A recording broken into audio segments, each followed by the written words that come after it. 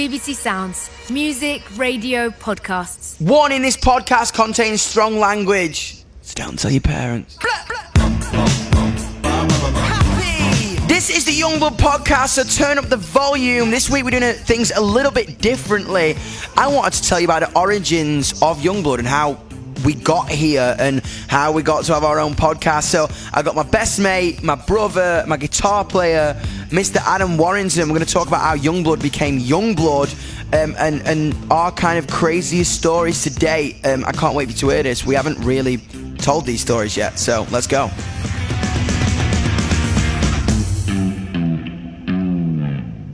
Who's this thing? Are you ready to rock and roll? Yeah. Cool. Shallow. You got a bass. You got a bass. I just wanted to bring Adam on the show because I think kind of a lot of people know, and I kind of hate saying this when you're next to me, how important he is in my life. Ooh. Hey, where you from? In my life and kind of in my career and kind of, I just needed to kind of talk about like the early days and kind of how Youngblood kind of came into fruition. It was pretty bizarre, wasn't it? Like, yes, from Dom Harrison Music to Youngblood. To the transition for Dom Harrison Music, and what did it involve? Like a lot of Joy Division, gin, and what was the other drink we had? Port. It was disgusting. Dude, weird. Like I remember, I met Adam on Phil Taggart's Slacker Night in Old Street in East London. And I was like, I needed a guitar player, and I needed kind of someone who would be the Sid Vicious to my Johnny Rotten, or the Carl Barrett to my Pete Doherty, or whatever. And I don't know, I remember we were both wearing Harringtons and you came up to me and passed me a beer, and it was like that doppelganger thing. I was like, yeah, hello. Like, we need a drummer. Like, where? What, on the stage? Yeah, legitimately. So Michael Benny. Yeah, we met one night and we were all in one room together, and we poached the drummer. And then within 2 weeks of meeting each other, we're in a band and living together, because I came to his flat. And what was your flat like? Tell everyone what your flat was like. It was essentially a squat that I found in Gumtree, and it sucked. It was really bad. So then I moved in with you. Dude, yeah. After. I was like, you can't live in here. This is hilarious. I was like, I got to the winter and there was a phone up the landlord and was like, yeah, just wondering how you get the heating on. He was like, oh yeah, there's no heating. I was like, so what am I supposed to do? He's like, just come buy an electric heater. And that, like, what? So I have to pay more electricity just to warm myself up? Dude, and yeah, it was crazy, and that was kind of how we became so close, to the point where we're brothers now and we hate the sight of each other. Yeah, exactly. We got so many stories that I wanted to tell you today. I mean, most of them we don't remember, but these are the ones we do. These are the ones we do. So, like, which one do you want to start with? So I've got a wee list here. Oh, you got a list? You made a list? Yeah, they've got names. Right, so this one's called... Oh, wait, should we start early on? We should start early on. Yeah, we'll start early on. The Fulham Flat Beer Story. The Fulham Flat Beer Story. When I came back down... Was it after Christmas? Yeah, it was after Christmas. It was after Christmas. I came down after Christmas back to do a gig at the Horn in St Albans. And after that, I went to Sainsbury's, and I seen a big crate of beers. There was like 50 of them just sitting in the beer aisle, and it had a sticker on it saying £3. Dude, I remember. And it was 2 crates, and I phoned them up and went, yeah, you ran home. Your arse down here right You've never now. been so excited about anything in your life. It's like, oh, yo, we did 1 million streams on a song today in 24 hours. So, oh, sick, man. It's like, rings me.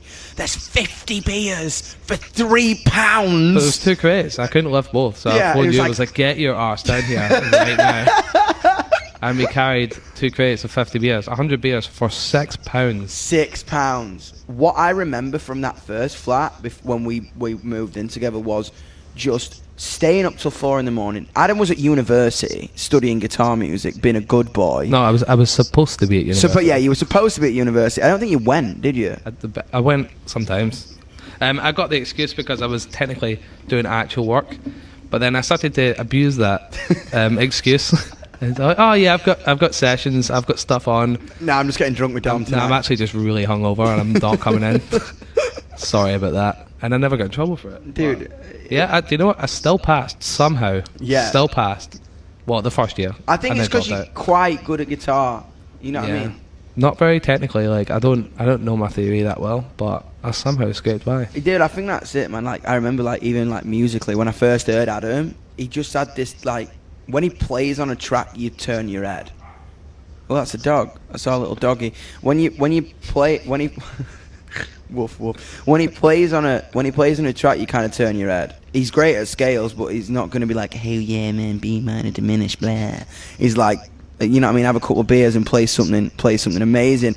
After we left that flat, we moved into a 2-bedroom flat between the three of us because things weren't really going well in Camp Youngblood. We'd had meetings with labels, we'd had meetings with press, we'd had meetings with agents, and no one cared. We wish people were saying bad things. I wish people were talking shit on us. I wish think there must have been, but no one told us, management side. So no one we just assumed that there were just no one had heard us yet. Yeah, and no one really cared, and we were playing gigs to 10 people and just kind of in a tiny shoebox between three of us. But do you know what? I actually look at that and kind of like think about like the best time. It was a good time, ever. but I think we're only remembering the good things because we were living on top of each other. Dude, and it was awful. It was freezing. I remember it was freezing. It was damp. It was a mess. Like, yeah, it was definitely not. It was too little a space. There were for people wires. to There was a live. hole in the wall. Yeah, that's my fault, and that's another story. That's We can segue. Look at that. When you lived in the film flat, we had all the nice paintings and stuff, and like I had vinyl that I wanted to put in the wall. Yeah. So we got in, and I just got the hammer and started knocking holes in the wall, just to put not knocking holes in the wall, putting up. I mean, you were knocking up. You were basically knocking I did holes knock a in hole in the wall, yeah. But I was putting nails in the wall to put up the vinyl, and I just happened to put one up right above a light switch. Went right into the cable. Bang! Lights off. All the power cut off. Then I turned it back on. Happened again. Then realised there was a nail in the cable. I'm kind of surprised you didn't die. Yeah, I mean, I could have. You could have easily died. And then you were like, I was like, why is there a hole in the wall? And you were like, No. Then my dad came down and he was like, "Oh, I'll fix it." Put a hole in the wall, fixed it, and then left it and was like, "Oh, you know how to plaster?" Because I used to plaster with my dad, and I just couldn't afford to buy the supplies for it. So I left it until the day we moved out, and it looked absolutely awful. Terrible. Oh, it's so bad. Guys, And then, like, this is what I'm saying to you. Like, if ever anyone says online that we didn't we got it easy, we effectively lived in a room together with live wires in the room. danger, high voltage. High voltage! Another story about this. This was hilarious, man. Like, this is the fly story. It's called the fly situation. The flight situation. It's not a story, it's a situation. It was a situation. It was a situation. Where'd we come back from? I think we went to shoot the King Charles video, In Denmark. and we flew out to Copenhagen, and I left the window open the entire week, like wide open. Wide open. 'Cause I like the cold. The whole week. Adam loves the cold, and I don't. Do you know what I mean? I'm from the north. I love it outside when it's freezing and wind on my face, but when I get inside, I want to get snuggly. Adam is like the ice king. Yeah, we came back after a long flight. It was very cold, and then we came in, opened the door of the flat, walked through to my bedroom, which was also in the living room. Turned the lights on. Adam's bedroom was the living room. And I reckon there was 150 flies in the flat, easy. all swarmed around the light as I turned it on, and I just freaked out. Yeah, Adam has quite bad anxiety, and so do I. But like Adam literally went green. It was my bedroom was 150 So flies. I just went, okay, right. Here's 25 quid. Go to Domino's, get 2 pizzas. Me and Mikey are gonna figure it out. You went to the shop and bought 2 massive cans of So bug we spray. walked across the thing. We got fly spray. Well, Adam went to Domino's. He's texting me. I'm like, stay there. He's like, but I just got the pizza. I'm like, stay in Domino's where it's warm because there's literally like. Because there was a fly genocide going on Yes, upstairs. there's a fly genocide and they're all over your bed. They were everywhere. But we managed to sort it. And I think like. We sat in your room all night and ate pizza. Yeah, and I think these challenges, ladies and gentlemen, or however you might identify out there, are what make us close and what bring us together. It was just crazy. That time was mad. Still no one in the UK wanted to sign us. No one cared. But I remember the craziest night for me was that first show in Amsterdam. Do you remember when we turned up in Amsterdam? It was sold out like 150 Yeah, we people. just had absolutely no idea what was going on. Dude, and we just kind of like, from being at home in a damp flat, going to kind of Amsterdam and Belgium and France and people actually turning up and camping out like they would now was such a mental like turning point for us. Yeah, it's obviously such a big difference from living in the flat for a year. Me and Mikey both had normal jobs. Yeah, like literally, like I always like shout out to Adam and Mikey because they were literally working in a cafe, paying the rent while I was in the studio. And I think it kind of, that was the turning point, wasn't it? It's like, and then we went to America, and we all had no money. Yeah. And I was in New York, and you were going to meet me in LA. Yeah. And apparently some labels just start sniffing around in America. And we were just like, we'd heard it kind of all before. We were like, this is kind of not going to happen. And we went to America, and somehow I remember like we turned up at the show, and every major label exec in America was in the crowd to see us. Our manager / publisher told us before we went on stage, oh yeah, by the way, every music exec is in town. This is your shot, don't blow it. I walked in the toilet and threw up. But we didn't blow it, did we? Somehow.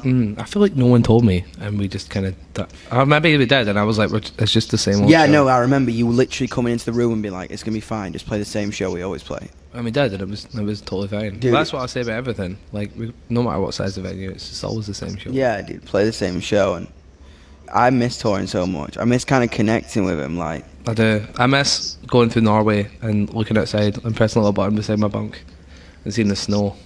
In bed, all tucked up. That's comfortable. Dude, it's so dude, isn't it crazy, like we've travelled the world like 3 times. And now we're just in London. Just like, I don't hate being in one place for a little bit of time though. No, I didn't, but now I'm bored. Yeah, I'm bored now. Now I'm just like, let's go, and like, just the best thing in the world, and like, we're just so naughty. It's just wild, and we can't wait to get touring, and I can't wait to see you all. Like, if you listen to this, like, we can't wait to see you all. Like, you are so part of that fun more than anything. The best thing in the world is coming on stage to you every night. The best thing in the world is coming and playing to you every night and just feeling that noise back, innit? You know what I mean? Yeah, I definitely miss it a lot. Dude, so do I. I miss you getting food poisoning on Vans Warped Tour and going on stage even though you're throwing up in a bucket at the side of the stage. They had to put me in an IV after one of the shows. Brother, I remember you were so ill.